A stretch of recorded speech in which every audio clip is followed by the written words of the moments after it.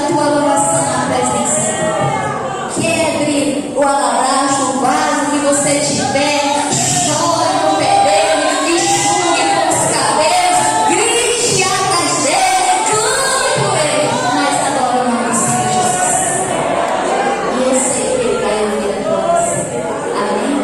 Nós louvamos a Deus, irmãos, por este convite da irmã Lei, por estarmos aqui nesta festa tão linda. Deus é contigo, amada irmã, e eu sei que você tem abençoado o trabalho de suas mãos, porque não vem da mente, vem do coração. Tudo que nós fazemos para o Senhor de todo o coração, Ele recebe. Agradeço a Deus por estar revendo as minhas amadas irmãs, né? 60% é da Ivação Ganha. Nós louvamos o nome do Senhor por aquela igreja tão abençoada por Deus. E tem lançado suas sementes tão longe do carro. E tem dado fruto para a glória do Senhor Jesus Cristo.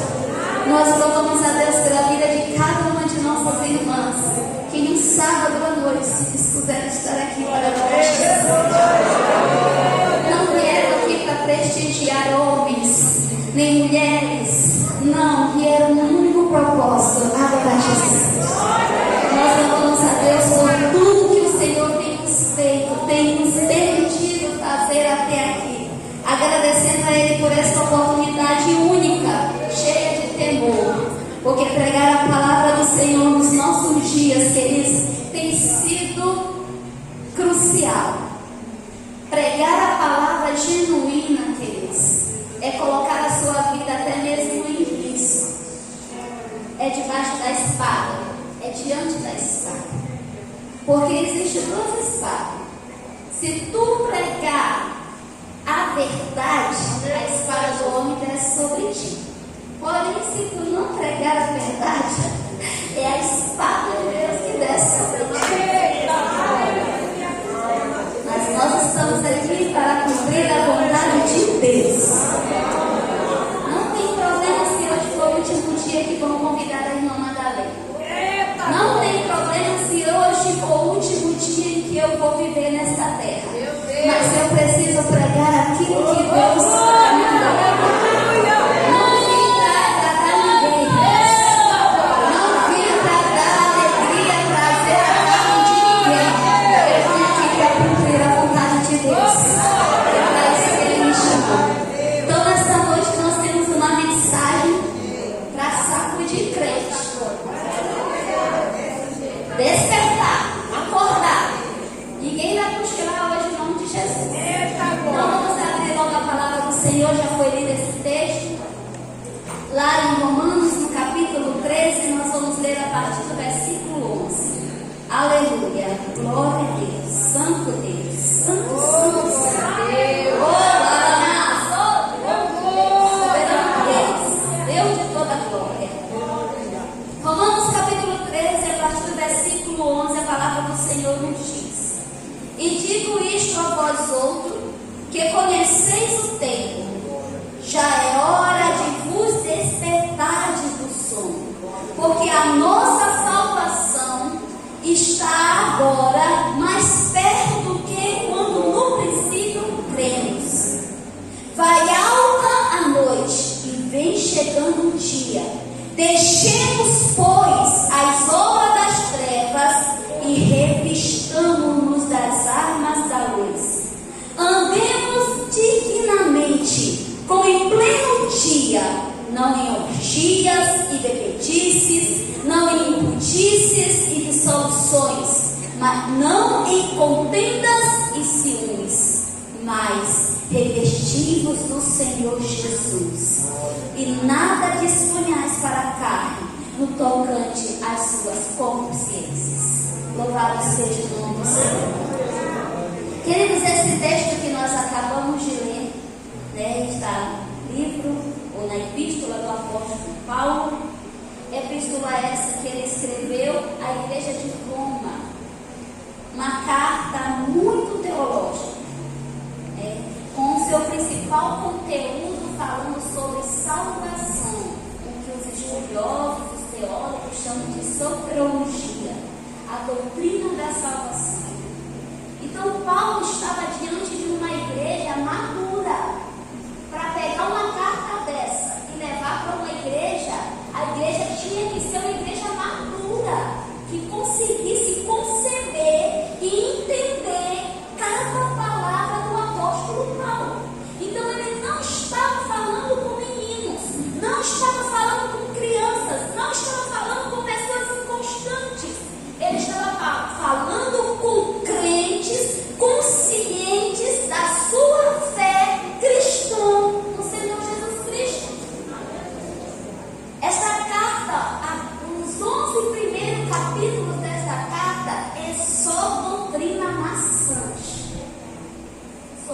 salvação. Mas depois desse capítulo 12 em diante, o apóstolo Paulo vai começar a dar àquela igreja conselhos práticos para a vida cristã. Como é que um crente tem que se comportar no mundo? Como é que um crente tem que servir a Deus em um mundo caído como o nosso? Um mundo de depravação moral, um mundo de impiedade, um mundo que se opõe a Deus, um mundo mergulhado em trevas, um mundo que condena os crentes. Hoje nós já vivemos uma época em que, eu estou dizendo hoje para o meu marido à tarde, voltamos ao tempo de Daniel. Porque a última que saiu aí é o ministro querendo processar o pastor porque disse que ia orar. Quer dizer que crente não pode mais nem orar. Então Paulo naqueles dias vivia a mesma realidade que a nossa. Mas o que Paulo traz, os conselhos que Paulo traz para aqueles cristãos maduros, é como eu posso viver para Jesus nesse mundo que não quer Jesus, que se opõe a Jesus, que rejeita Jesus e que condena todo aquele que defende o Evangelho do Senhor Jesus Cristo. E é isso que Paulo está fazendo quando ele traz esses conselhos. E dentre os conselhos nós vemos no capítulo 13, Paulo sacudindo aqueles crentes, Paulo levantando aqueles crentes com um apelo muito forte. Ele poderia ter diversos apelos, mas esse daqui, ninguém pode falar ao contrário. O apelo que Paulo usa para sacudir os crentes é nada mais, nada menos a volta de Jesus Cristo que está às portas. Se esse apelo não for suficiente para você hoje se voltar para Ele, então você nunca foi crente. Porque a esperança de todo crente é o sol da justiça que se levanta. A esperança de todo crente é o som da trombeta que ele ouvirá. A esperança de todo crente é o céu que descerá. Essa é a essência da igreja. Esse é o desejo da igreja. Ela almeja se encontrar com o seu Senhor. Ela almeja encontrar-se com o seu Salvador. Ela sofre, ela luta, ela é perseguida, ela é maltratada, mas o coração dela se alegra em saber que Ele vem, Ele voltará, e Ele voltará trazendo justiça em suas mãos. Todo o sangue será julgado. Todo o sangue de cristão derramado nessa terra, a Bíblia diz, desde a terra até os nossos dias serão julgados por Ele. Nada passará aí. Então, diante desse acontecimento, Jesus faz, o apóstolo Paulo sacode aquela igreja. Desperta. Desperta-nos. Uma pessoa que está sonolenta, queridos, ela não está atenta. Ela está letárgica. Ela está inativa. Ela está propensa a cair, propensa a errar. Ela está exposta ao perigo. Qualquer um pode chegar e levá-la para onde ela quiser, e ela não vai se atentar para isso, porque o sono está embriagando de tal maneira que a mente não consegue trabalhar, a mente não consegue discernir, a mente não consegue compreender e entender, porque está embriagado no sono. O apóstolo Paulo não está dizendo que esses crentes estão desviados. O apóstolo Paulo não está dizendo que esses crentes se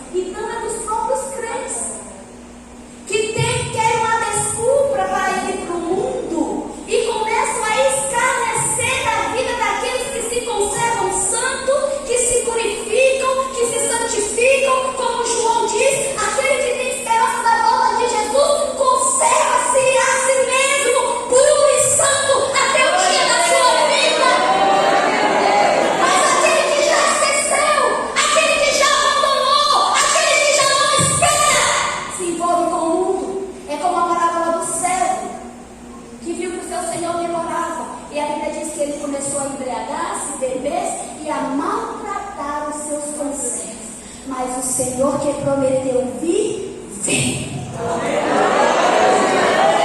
Então é isso que o apóstolo Paulo está falando. Esse tempo, irmão, não é o nosso tempo. Não é o dia de hoje.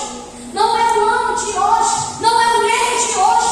Esse tempo que Paulo está falando é o calor de Deus. É o tempo de Deus. É o tempo que Deus utiliza para realizar todas as coisas da terra. E se nós vamos analisar o que Deus já fez até os nossos dias, nós vamos entender que Jesus está às portas.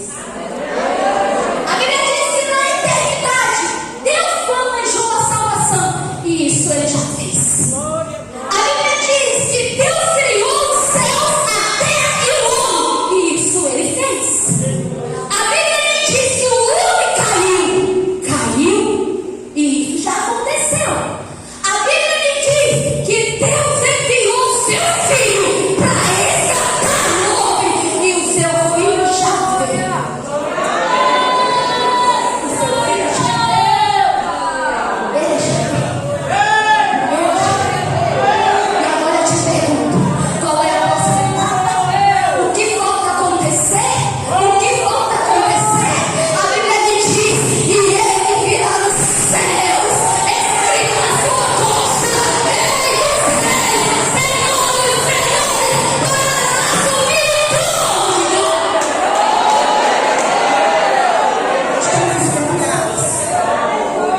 Estamos esperando só isso. Sabe por que os judeus não aceitaram Jesus Cristo como seu Senhor?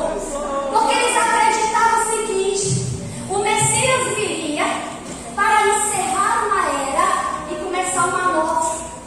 Uma era onde ele governaria eternamente e Israel seria o centro de tudo isso. Então, quando Jesus vem fora do padrão. Jesus vem como homem. Deus não é homem. Jesus vem como filho de carpinteiro. Deus não pode ser filho de ninguém. Jesus vem como qualquer um de nós. Ele morre. Ele é crucificado. Esse não seria o nosso Deus. Só que eles esqueceram de uma coisa. Todo homem estava no pecado. A humanidade inteira vendida por pecado, caída. E a primeira coisa que Jesus veio fazer aqui, queridos, foi resgatar as suas. A morte de Jesus teve um sentido e uma função: resgatar a sua herança. Israel não entendeu que a luz que ilumina as trevas já surgiu no horizonte, que agora as trevas irão recuar, as trevas irão acabar. Porque o Senhor já viu. Nós estamos vivendo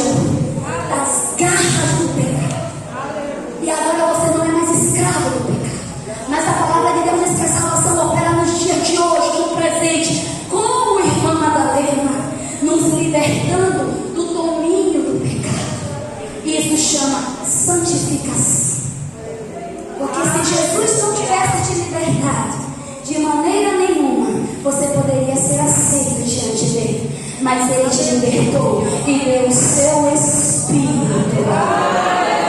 E quando ele dá o seu Espírito a você, o Espírito trabalha em santificar você todos os dias, te tornando santa, santo e mais agradável.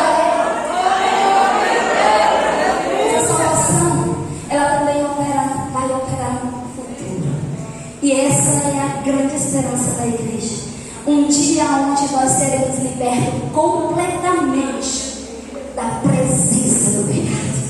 A Bíblia diz que quando ele vier, aquele que é perfeito, aleluia, aquele que venceu a morte, aquele que tem a chave do inferno em suas mãos, aquele que é todo poderoso, o Alfa, o Ômega, ele vai destruir toda a impiedade nesse mundo. Haverá novo céu e haverá nova terra, aonde haverá justiça. E quem participará? Somente aqueles que lavaram as suas vestes no sangue de Jesus. Desperta para a salvação. Cristo te salvou. Muitos estão trocando a sua salvação por banquetes do mundo, por prazeres mundanos. Mas aí Paulo vem e manda-nos nos despertar. Mais uma vez, sabe para quê, queridos? A salvação ela opera no passado, no presente e no futuro. No entanto, o que alguns estudiosos da Bíblia diz que Jesus ele já inaugurou o tempo da eternidade. A glória já foi inaugurada nos seus dias. No entanto, nós ainda estamos nesse mundo. As trevas ainda dominam esta terra. Satanás e seus demônios ainda agem no sistema. Então nós estamos vivendo aquela era da passagem, aonde as trevas vão acabando e o sol vai brilhando cada vez mais em sua intensidade, como a Bíblia diz, até ser dia perfeito. E isso acontece nos nossos dias. Por essa razão, Paulo vem despertar a igreja mais uma vez para a necessidade de todo crente se revestir de armas espirituais, de armas da luz. Porque estamos queridos em batalha 24 horas.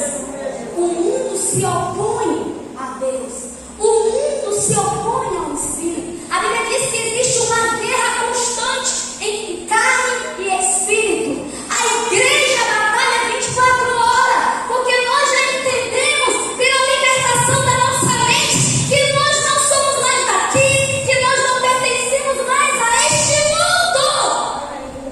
Mas ainda estamos nesta terra e ainda sofremos, somos ameaçados. A carne, o pecado nos assedia, como a palavra de Deus diz, tenazmente todos os dias. Muitos crentes tiveram que derramar o seu próprio sangue lutando contra o pecado. Tem um hino na nossa harpa cristã, muito antigo, eu lembro que a gente cantava muito negócio saudade, e ele dizia assim: eu quero estar com Cristo quando a batalha se travar. Eu quero estar com Cristo quando a batalha se travar. Só que muitos crentes estão aguardando Jesus vir essa batalha começar. Irmãos, a batalha já se travou. A batalha já está acontecendo. Eu pergunto nessa igreja: quantos crentes querem estar com Cristo nessa batalha?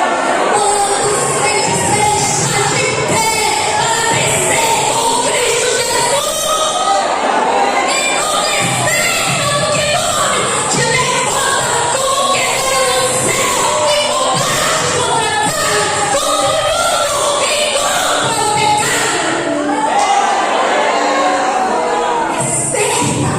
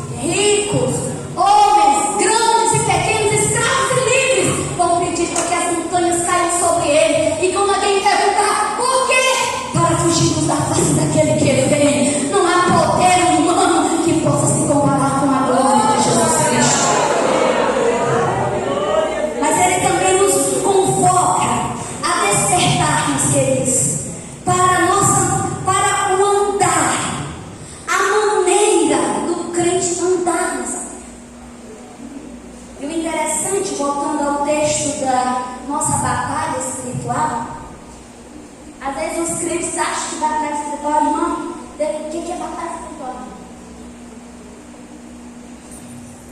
É uma guerra, eu tenho que ter uma espada, tem que ter um fuzil, como é, mas no coração, no jejum, é muito que, irmão, tem que ir para a igreja quantas vezes, é quanta corrente de quantos dias, irmão, é corrente de oração de todo dia, o povo fica desesperado.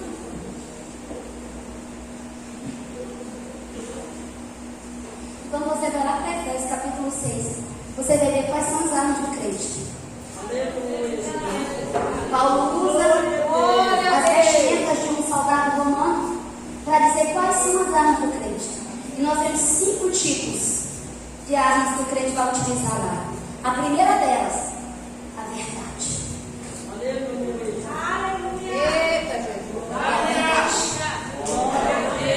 O crente para de mentir.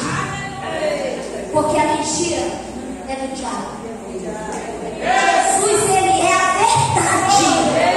Ele nunca disse que ele é a mentira. Ele é a verdade. Ande com a verdade. A segunda arma que ele nos dá: justiça. Justiça. Seja justo. Seja justo em suas ações. Pare de usar 2 pesos e 2 medidas. Pare de escolher para quem você vai abençoar, quem você vai ajudar. Porque tem muita gente generosa no reino que quer recompensa de homens, mas a Bíblia diz que quando puder, que nem a tua mão direita saiba o que fez a esquerda, porque quem te recompensa é Deus.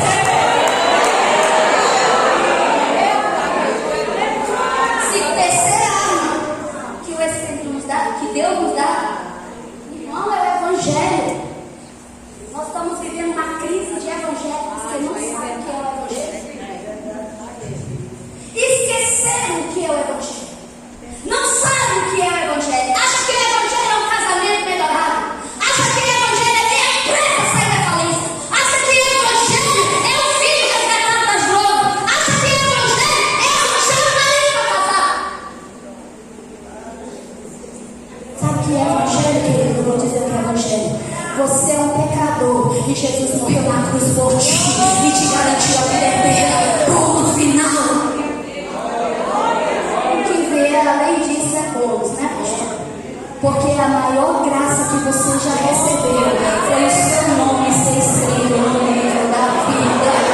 E não foi escrito por homens, não foi escrito por obras, foi escrito pelo sangue de Jesus Cristo, pelo sacrifício vivo, pela oferta imaculada, pelo sacrifício único e perfeito. Quarta arma que ele te dá para você despertar a sua consciência para lutar no pé de Deus é a fé. É a fé. Mas detalhe, hoje Jesus para esse relógio. Dá mais fácil de parar o relógio do que ele não é, né? Para o sol. Só de capilha, pastor, me ajuda. Eita glória. A fé. Irmão, mas eu tenho fé, irmão. Eu não estou usando a fé direita, a gente não usa a fé direita. Porque de fé o inferno está cheio de gente, até Satanás crê. Tem gente que crê em tudo. Sabe por quê? Porque a confiança dele está na fé. Não é na fé que você tem que confiar, é em quem você está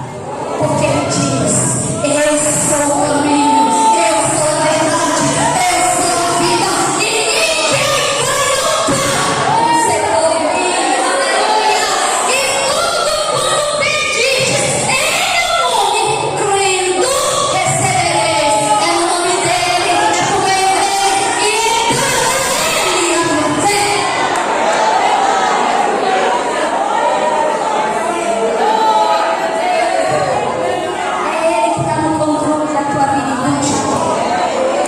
É Ele o Deus da provisão, então fica calmo. É Ele aquele que abre a porta e não aguenta espera. É Ele que desce até as trevas para arrancar o cativo, o cativeiro e dar dança a Ele. É Ele. Tudo é dele, tudo é para Ele, tudo é por meio dele. Jesus de Nazaré.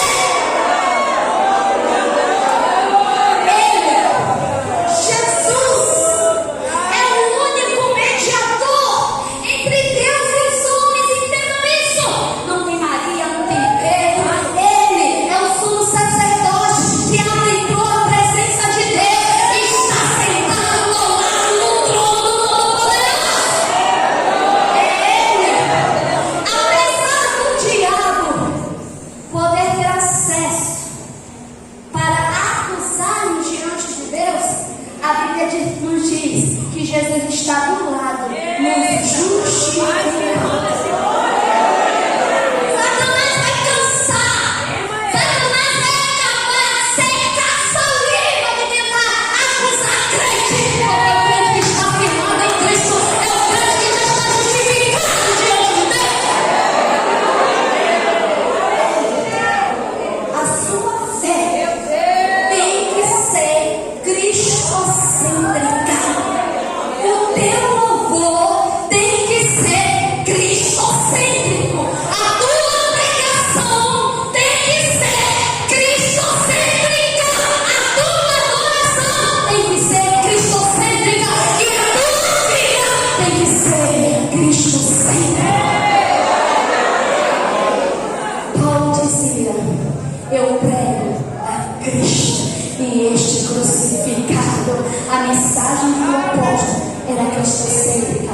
Portanto, a tua fé tem que ser na pessoa de Jesus Cristo.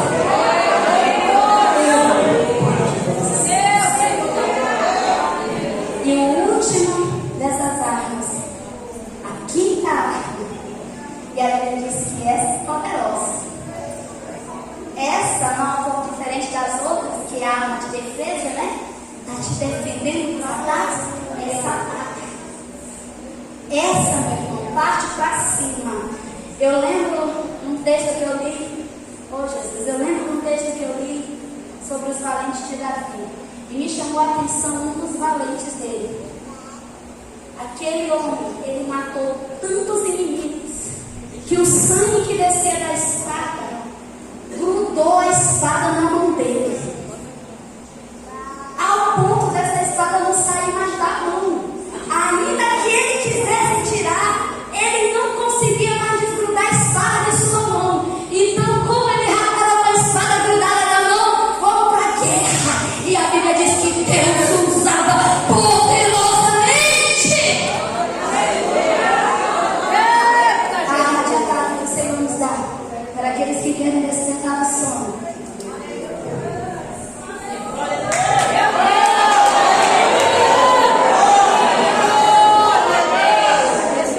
Crente que vai morar no céu, acorde, irmão, pega a tua Bíblia e começa a ler. Para de ouvir história.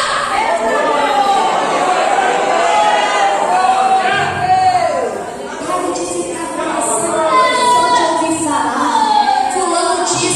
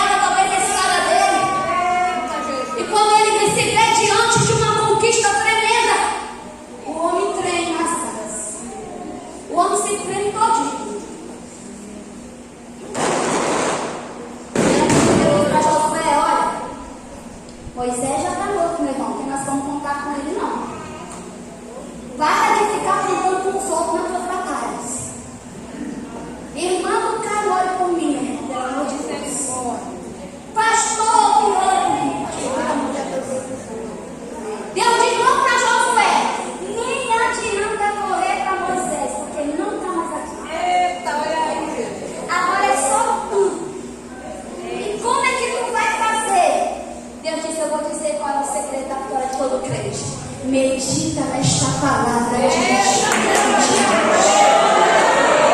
Procura obedecer cada trecho, cada linha, cada vírgula, cada ponto dessa palavra. Irmão, Jesus foi para o deserto enfrentar foi Satanás. Você está cumprindo as lutas? Jesus foi levado para o deserto. Em todas as suas tentações, a única coisa que Jesus dizia é: está escrito. O diabo vinha de novo, ele dizia: está escrito. O diabo vinha de novo: está escrito. O diabo disse: ele sabe o que eu não pensei. O diabo disse: olha, mas está escrito desse jeito. Mas o crente que conhece Bíblia, meu irmão, a Bíblia só tem poder na mão de crente, porque na mão do diabo não atinge crente.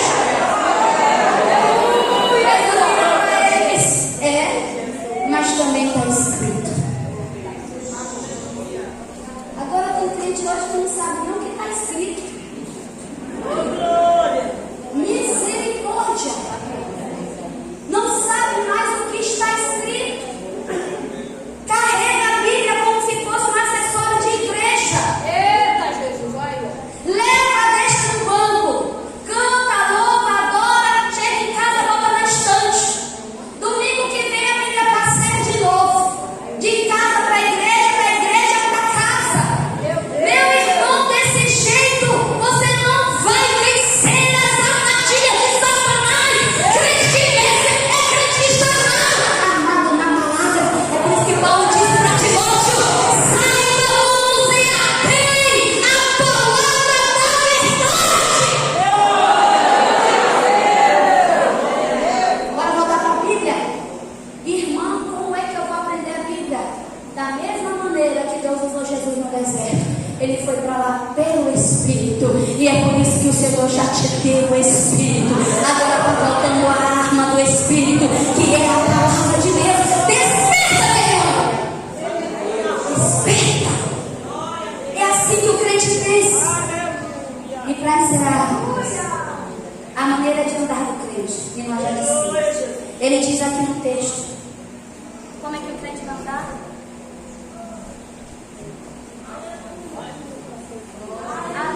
Meu Deus.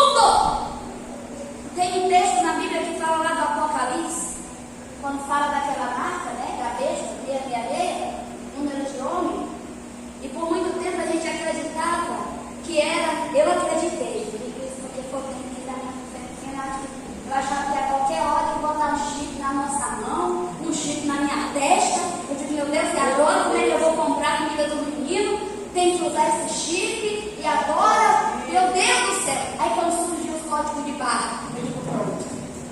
Falta pouco agora para botar o chip em todo mundo. Só que esse entendimento está longe da verdade. Não é o chip que é a besta para botar em ti, não. Não. Quando fala de teste, está falando de entendimento, conhecimento. Aqui está falando, sabe o quê? De ideologia. Hoje nós estamos vivendo um momento de oposição a todas as verdades cristãs. Hoje estão querendo perverter todas as coisas e outra, legalizar como normal nessa geração. E muitos são os que já abraçaram a ideia satânica do anticristo. Muitos já consideram como verdade, mas diz que a marca também vai ficar onde? Na mão. A mente é tomar o conhecimento e depois começar a agir. Não é assim. Existe eles na volta de Cristo, a igreja apóstola, a igreja abraçadinha com o mundo, que vai perseguir os crentes fiéis. Irmão que está dizendo isso, a igreja de Laodiceia é o quê? A igreja que abraçou o mundo completamente, que dizia no seu coração: rica sou e de nada tenho falta. Mas Jesus estava onde, irmãos? Do lado de fora. Jesus é a palavra de Deus. Jesus é a verdade de Deus. Jesus é a revelação de Deus. Jesus é a vontade de Deus. E a igreja apóstola vai ter o sinal da besta e vai perseguir os crentes fiéis. É tempo de despertar. É tempo de andar com filhos da luz. Abandone agora as trevas. Abandone esses conceitos que o mundo quer colocar na tua mente como verdade. Crentes já entrando em psicólogos sem saber o que é. Não sabe mais se é homem ou se é mulher. Está indeciso. Esse crente já foi tomado a mente dele. Está levando para dentro da sua casa os conceitos. Irmão, mas será que não é verdade, irmão? Porque todo mundo está dizendo que é. Meu irmão, todo mundo, o mundo está dizendo que é. Mas a palavra de Deus diz o que, minha irmã? Se a palavra de Deus diz que você é macho ou você é fêmea, é essa a verdade que Deus te dá.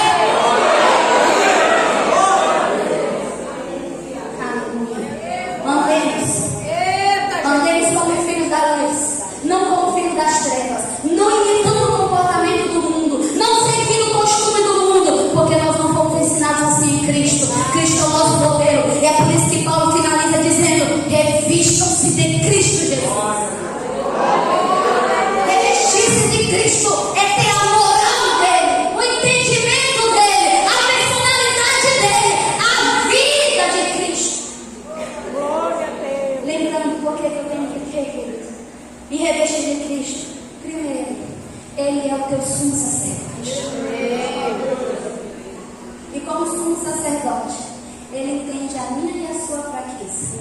Ele conhece as nossas limitações. Ele sabe aonde eu sou capaz de falhar. Ele sabe aonde eu não consigo ficar em pé. Sabe por quê? Porque como homem, Ele também foi tentado em todas as áreas. Em todas as coisas, Cristo também foi tentado, porém sem pecado. E sabendo da nossa limitação, Ele tem um escape para a tua vida. Ele tem um livramento para a tua vida. Ele pode te guardar da corrupção. Segundo, porque eu tenho que me revestir de Cristo, porque Ele é o cavaleiro do cavalo. Quando Cristo veio ao mundo, as trevas já não compreenderam, porque Ele é a luz que veio ao mundo. E as trevas não. O que nós estamos vivendo aqui é as batalhas do último minuto, da última hora. Você é um soldado de Cristo que está batalhando pelas verdades do Evangelho da última hora. Deixa eu te falar, o cavaleiro, aquele que vem sentado no cavalo branco, aquele cujo nome é fiel e verdadeiro, aquele que é o verbo da vida, aquele que tem uma espada afiada em sua boca e vai destruir todos os poderes satânicos desta terra. A Bíblia diz que ele virá com todas as suas legiões de anjos, e quando ele chegar, vai vir para te resgatar, vai vir para te ajudar, vai vir para socorrer a igreja que está em plena batalha, defendendo as verdades daquele que crê. Ele não vai deixar a crente morrer na batalha. Ele não vai deixar você crescer. A Bíblia diz: aquele que guarda a palavra da minha perseverança, eu também o guardarei. Ele é o unigênito Filho de Deus. Ele é o primogênito de toda a criação. Despertem, revistam-se de Cristo. Precisamos nos revestir de Cristo para não sermos pegos de surpresa. A Bíblia fala do grande banquete das vestes nupciais. Convidaram a todos, sem distinção, na rua, na periferia, pobres, cegos, aleijados, homens, mulheres, crianças. Convidaram a todos. O Senhor disse: encham o banquete, encham a festa do meu filho, do noivo. Mas a Bíblia diz que quando o Senhor veio ver a festa, encontrou um que não estava com as vestes apropriadas, não estava com as vestes. E a Bíblia diz que o Senhor daquela festa disse: amigo, como foi que ele lembrou aquilo? Irmão, ele emudeceu, ele não teve resposta. Nós não teremos resposta para Deus. Não haverá justificativa por que você não se revestiu de Cristo. Então, a igreja é aberta para todo mundo, o templo, todo mundo pode entrar. Irmão, mas lá no céu tem que se revestir de Cristo Jesus. O apóstolo Paulo diz: aquele que foi batizado em Cristo, aquele que foi batizado em Cristo, já se revestiram de Cristo Jesus. E diante de Deus não há mais homem, mulher, servo, livre, judeu ou grego. Todos são um em Cristo Jesus. Infelizmente nós temos crentes que correm até do batismo. Está na igreja há 40 anos e ainda não está preparado para descer as águas batismais. Agora eu pergunto: quem ainda está fazendo na igreja? Porque se não está preparado para se batizar, para comungar com a igreja, meu irmão, no céu não entra. Não se engane. Precisa seguir aquilo que Deus já estabeleceu. Desperta, Deus.